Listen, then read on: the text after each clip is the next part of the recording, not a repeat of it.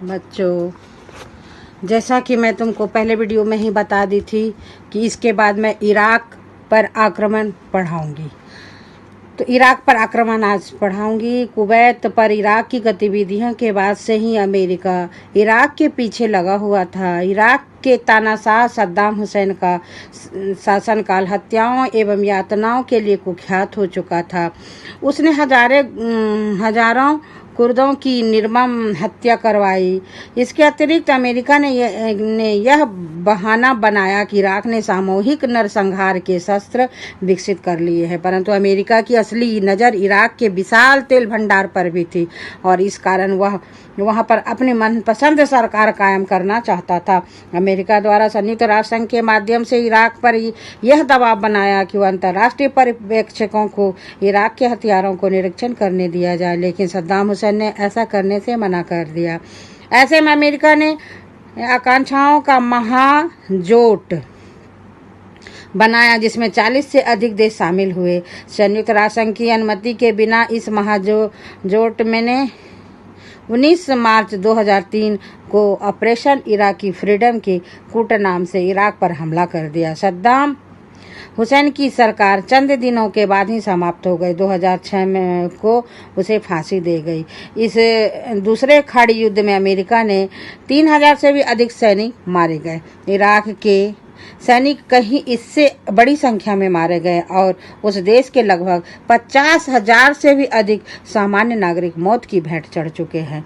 America के वर्चस्व कायम होने के बावजूद इराक शांत नहीं हुआ और वहां जाति हिंसा के साथ साथ राष्ट्रीय पुनर्निर्माण की समस्या जारी है। अमेरिका के खिलाफ वहां एक पूर्णव्यापी विद्रोह भड़क उठा है। सबसे बड़ी बात यह है कि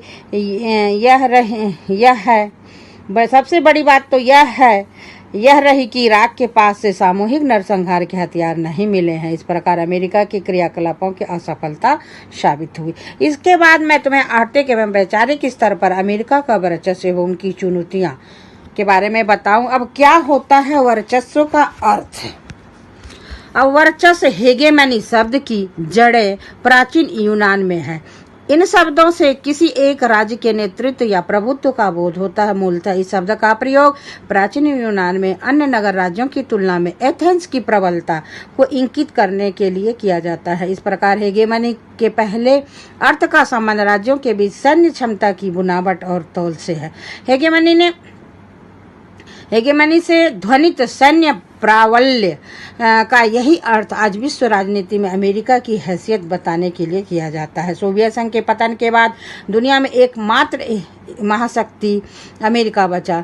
जब अंतर्राष्ट्रीय व्यवस्था किसी एक महाशक्ति के दबदबे में हो तो बहुधा इसे एक ध्रुवीय व्यवस्था भी कहा जाता है। अंतर्राष्ट्रीय व्यवस्था में ताकत का एक ही केंद्र हो तो उसे वर्चस्व हेगेमनी शब्द से इस्तेमाल से वर्णित करना ज़्यादा उचित होगा।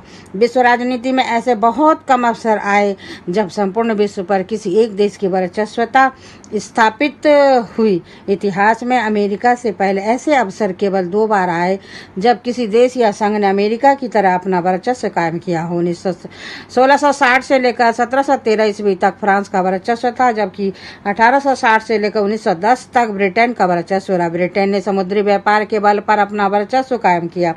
स्वतंत्र वर्चस्वता के विषय में इतिहास से हमें यह सीख मिलती है कि सदैव किसी एक देश का वर्चस्व स्थापित नहीं रह सकता। समय आने पर एक शक्तिशाली देश का स्थान दूसरे देश ले लेता है।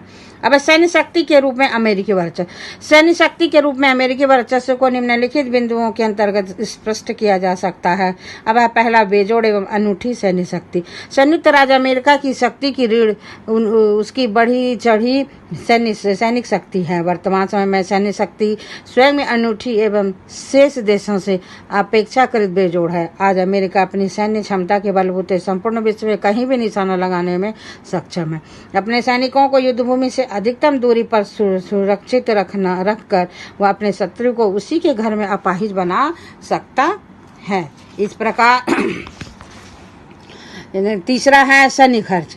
अमेरिकी सैनिक शक्ति का सबसे चमत्कारी तथ्य यह है कि वर्तमान समय में कोई भी देश अमेरिका सैन्य शक्ति की तुलना में उसके बराबर नहीं है। अमेरिका से नीचे के कुल 12 शक्तिशाली देश एक साथ मिलकर अपनी सैन्य क्षमता के लिए जितना खर्च करते हैं उससे कई गुना अधिक अपनी सैन्य क्षमता के लिए स्वयं अकेले संयुक्त राज्य अमेरिका करता है। अमेरिकी रक्षा विभाग अपने बजट का एक बड़ा भाग रक्षा अनुसंधान एवं विकास अर्थात प्रौद्योगिकी पर व्यय करता है। तीसरा है सैन्य दृष्टि से गुणात्मक बढ़त।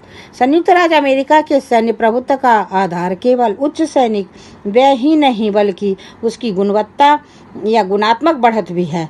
अब वर्तमान समय में संयुक्त राज्य अमेरिका सैन्य प्रौद्योगिकी के क्षेत्र में इतना आगे निकल चुका है कि किसी भी देश के लिए उसकी बराबरी पर पहुंच पाना असंभव है।